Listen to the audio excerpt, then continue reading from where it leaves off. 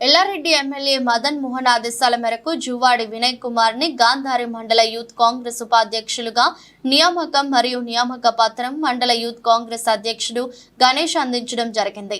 ఈ కార్యక్రమంలో గాంధారి టౌన్ అధ్యక్షులు సంగని బాబా మోహన్, నల్గూరు రాజు, గోవర్ధన్ భాస్కర్, మధు మరియు కాంగ్రెస్ నాయకులు, కార్యకర్తలు, అభిమానులు పాల్గొన్నారు। అందరికీ నమస్కారం।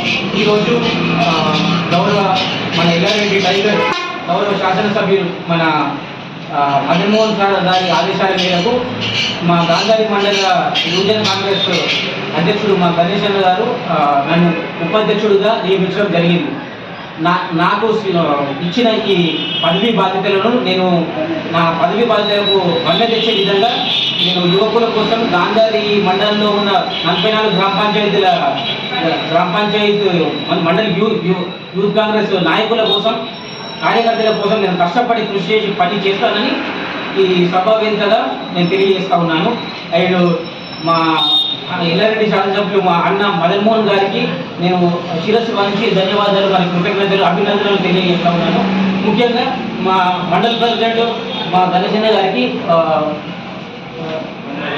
అభినందనలు తెలియజేస్తా ఉన్నాను। థ్యాంక్ యూ, ధన్యవాదాలు।